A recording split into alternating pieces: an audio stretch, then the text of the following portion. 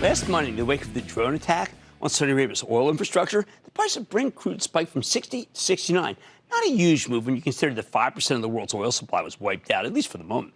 Then over the next couple of days, the price of crude came right back down. It's now back at $64, like nothing happened. In the past, this kind of oil shock would have been devastating. Remember, it's not just the drone attacks. We've seen tanker sabotage, the Straits of Hormuz, attacks on Saudi pipelines, and now we're hearing muttering about the possibility of war with Iran.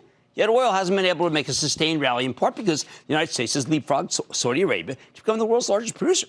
Frankly, this story is so big that I don't think I can do it justice on my own. That's why I want to dig deeper on this story with Rusty Braziel. He's the president and principal energy markets consultant for RBN Energy and RBNenergy.com, because I think he's maybe the best, no, he is the best analyst of the oil and gas industry on earth. Rusty, welcome back to Mad Money. Good to see you, sir. Thank you, Jim. Have a seat. Good to be here. All right, Rusty, Rusty knows I go to him about 5:30 in the morning almost every day to say, what the heck? And I came to you with a big what the heck after oil did not go up appreciably after the attacks. Can you explain to people what you told me? Yeah, basically three things going on. First of all, we've got 6 million barrels a day of production that we didn't have the last time this occurred. So 2011, the whole Libya thing happened. We had a withdrawal from the Strategic Petroleum Reserve. And this is the first time it's really a big deal happened since then. We've got 6 million barrels a day more production, and that means that we're just insulated from this sort of thing. But the Saudis have helped, too.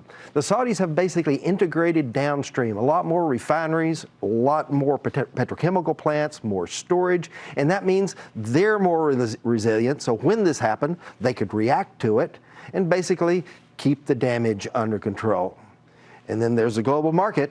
Global market is simply tamped down right now. Growth is not what it used to be. We've got a trade war going on, and there's a lot of surplus storage in the market right now. After all, I mean, OPEC actually had production cut back to support prices before this happened, right? So you put all that together, and it was just not going to hang up there the way a lot of people thought. Years ago, I went through the Permian, went to go see where James Dean made the movie Giant. And there was just lots of idle oil rigs, and a lot of people were talking about the depression, never going to come back. If I go there now, it's insane. It's crazy. What the heck happened? Well, shale happened. So we came up with, the United States came up with a new way of producing oil out of formations that simply was not available before. That's a technology thing. That's happened over the last 10 years. And because of that, we can now produce oil, gas, and NGLs at rate or unit cost far below what we could do before. And you put that together, and that's where all the production is coming from. Scott Sheffield talking about 18 million barrels. I mean, where the hell are we going to put all that oil? Well, CEO of Pine. We'll put the oil overseas, but the 18 million, I think Scott's backed off a little bit of the past couple of days, but not by much. If we do several different scenarios every 2 or 3 months, and our scenario that we've got right now says that if crude oil prices hang in there for the next 5 years at about $55, we'll get up to around 15.5. But if crude oil prices, for whatever reason, get to $65, the economics are so much better for producers that they will be able to make more money and therefore drill more wells, and production is probably actually going to exceed Scott's 18. Well, I mean, look, no one knows where to put this stuff. And you often talk about natural gas. We are the lowest cost natural gas in the world. Yep. We are, but we're not flooding the world with it because it takes too long to build all these things. But how about all these different, if I went down to, let's say, the Louisiana area, we've got Sharif Souki back in action, Freeport. I mean, how much are we going to be able to export? We're going to be able to export 12, 13 BCF a day sometime over the next few years, 2-3 years. Right. So it's going to be a lot of volume moving overseas. The big question, I think, is what's going to happen to those overseas markets when all that production gets there. But I know that India needs some. Sharif told me India, China needs it, that there'll be room. There'll be room. The question is room for how much, at what price? Okay. Right. That matters. And that matters. Iran is such a big producer. I can't even fathom the idea that people are talking about the potential war with Iran and oil doesn't go up. Well, you've got to remember that a lot of people thought that oil was going to go up when Venezuela was going to hit the wall. Right. Gee, that didn't exactly happen that way, did it? And so, when you look at how much resilience that there is built into the marketplace, I think most of the market assumes that if prices go up, the U.S. and other countries will respond. It may take a little time, so prices might spike in the short term, but not the long term. That's what we've talked about before. That forward curve still is on the downhill slide. One last question. A great friend of the show recently passed away, Boone Pickens. Legacy of the man? He's incredible. I mean, he was a wildcatter back in the days when wildcatter meant that you would drill a well and it was either going to be a gusher or it was going to be a dry hole, and you had to have the risk tolerance to be able to handle that.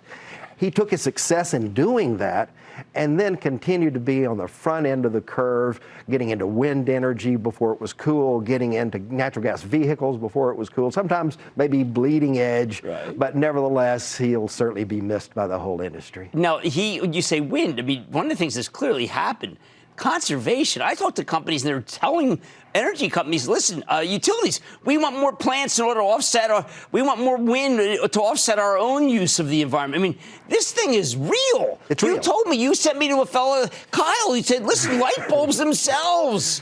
Yep. So alternate energy, renewable energy is real. It's making a significant dent. It's certainly making a huge dent in the California market right now, and it's changing up the market. The market is going to be reacting to this as long as you and I are going to be caring about this. It is hard for me to believe it. A lot of it seems to be happening without Trump, right? I think that's true. You know, the Trump administration has a lot of initiatives that are going on that maybe or maybe not will have any kind of impact on the market in the short term. But the main thing is the Trump administration has not done anything to hold the market back. So we're getting pipelines approved. We're building new LNG export terminals. Producers are still drilling and completing wells. As long as that's happening, I think most of producers are looking at that as a win in Washington. Wow. Well, I got to tell you, you've been right as rain the whole way. Always telling me no more big spikes, no more $100 moves. That's Rusty Braziel. He's the president and principal energy markets consultant for RBN Energy, rbnenergy.com. I think he's the most must-read. It's by 6:10 each morning. And, boy, he's got some great stuff about music, too, if you care about it. Man, buddy's back here for the break. Don't miss a second of Mad Money. Follow @Jim Cramer on Twitter. Have a question? Tweet Cramer. #MadTweets.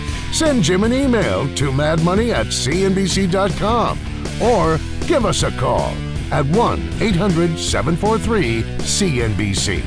Miss something? Head to madmoney.cnbc.com.